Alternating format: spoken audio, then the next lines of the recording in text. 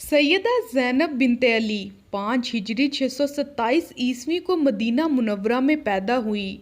आप एक ऐसे घराने में पैदा हुई जो रोए ज़मीन पर सबसे मुअज़्ज़ज़ घराना था।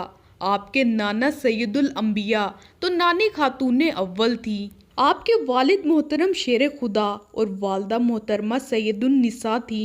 जब आप पैदा हुई तो हज़रत फातिमा ने अपने शौहर हज़रत अली से फरमाया, अली अब्बा हजूर तो मदीने में नहीं हैं, तो आप बच्ची के कानों में अजान और तकबीर कहकर नाम रख दीजिए। हजरत अली ने फरमाया, मैं बच्ची के कानों में अजान और तकबीर तो कह देता हूँ, लेकिन हमारी बेटी का नाम तो रसूल अल्लाह ही रखेंगे। जब 3 दिन बाद अल्लाह के रसूल अपनी प्यारी बेटी हजरत फातिमा के घर आए तो पूरा घर खुशियों से नूर बना हुआ था। हजरत अली ने नौमौलूद बच्ची को नाना की गोद में दे दिया। जूं ही हजूर की नज़र मासूम नवासी के चेहरे पर पड़ी तो बेख्तियार फरमाया, अरे इसमें अपनी नानी हजरत खतीजा की मुशाबत है।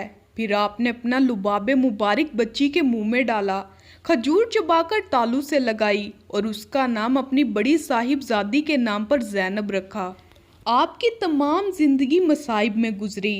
अभी उम्र मुबारक सिर्फ 6 साल थी कि आपको अपने नाना की रहालत का सदमा बर्दाश्त करना पड़ा।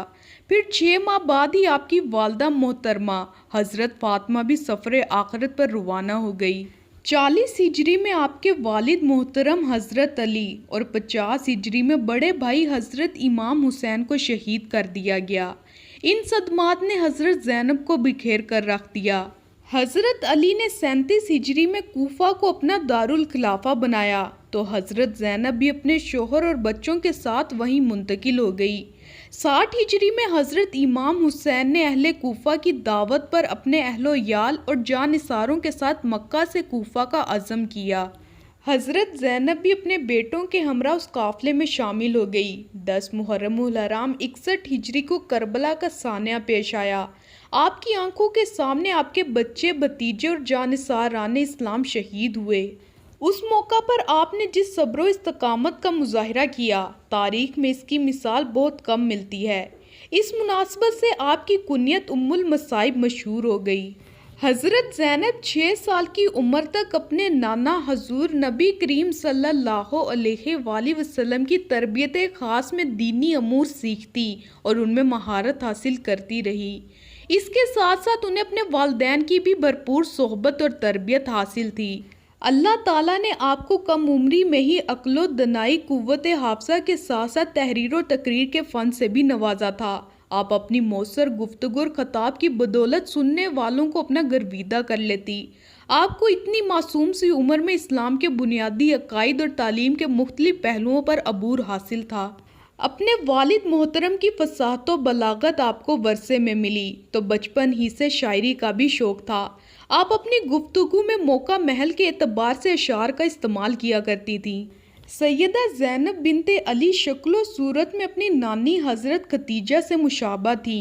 आपके चेहरे पर जलालो जमाल अपने नाना रहमतुल आलमीन के रुखे अनवर की तरह था।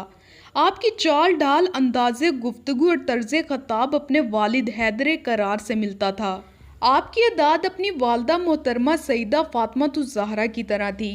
आपने सब्र शुक्र कनात दरगुजर अपने बड़े भाई हज़रत हसन से ली, जबकि हक गोई और शुजात अपने दूसरे भाई शहीद करबला सैयदिना इमाम हुसैन रज़ी अल्लाह ताला अन्हो से सीखा। हज़रत ज़ैनब नेक सूरत और सीरत थी। सैयदिना अली अल मुर्तज़ा ने उनके लिए अपने शहीद भाई हज़रत जाफ़र तैयार के बेटे अब्दुल्ला बिन जाफ़र को मुंतखब किया। हज़रत अब्दुल्ला अपने वालिद की तरह आला सफ़ात और पाकीज़ा इखलाक के मालिक थे। हज़रत अली ने उनका निकाह मस्जिद नबवी में नहायत सादगी से पढ़ाया। हज़रत अब्दुल्ला अक्सर फरमाते थे कि मैंने ख़वातीन खाने में ज़ैनब से बेहतर कोई औरत नहीं देखी। सानेहा करबला के दूसरे दिन अहले बैत रिजवान को कैदियों की हैसियत से कूफा रवाना किया गया। कूफे के जालिम गवर्नर उबैदुल्ला बिन ज़ियाद ने बेशर्मी और बेहुदगी का मुजाहिरा करते हुए गमज़दा ख़वातीन को ज़हनी अजियत पहुँचाई। फिर उन मुक़द्दस हस्तियों को यजीदी फ़ौज के हसार में दमिश्क ले जाया गया और यजीद के दरबार में पेश किया गया। हज़रत ज़ैनब ने यजीद के दरबार में तारीख़ी खुतबा इरशाद फरमाया। आपने अल्लाह ताला की तारीफ़ की और नबी करीम पर दरूद भेजा। उसके बाद आपने यजीद के अमाल की सख्त मुज़ामत की, उसको अहले बैत का मुकाम और मर्तबा याद दिलवाया। फिर आपने यजीद को उसका अंजाम याद दिलवाया कि इस वक्ती फ़तह से खुश ना हो, बल्कि अपनी हलाकत और जहन्नुम में अपने ठिकाने की फ़िक्र करो। आखिर में आपने अल्लाह की बारगाह में दुआ फरमाई कि जिस तरह हमारे ख़ानदान के पहले फ़र्द हज़रत मोहम्मद सल्लल्लाहु अलैहि वसल्लम को सादत से बहरमंद फरमाया और हज़रत इमाम हुसैन को शहादत और रहमत की नेमतों से नवाजा, हमारे शहीदों के सवाब व अजर में इजाफ़ा फरमा और हम बाकी सब अफराद को अपनी अनायतों से नवाज दे। बेशक अल्लाह ही रहमत करने वाला और हकीकी मायनों में मेहरबान है।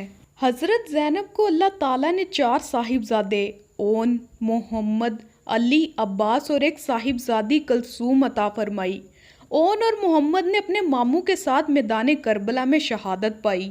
कुछ अरसा मदीना मुनव्वरा में क़याम के बाद हज़रत ज़ैनब अपने शोहर और बच्चों के साथ शाम चली गई।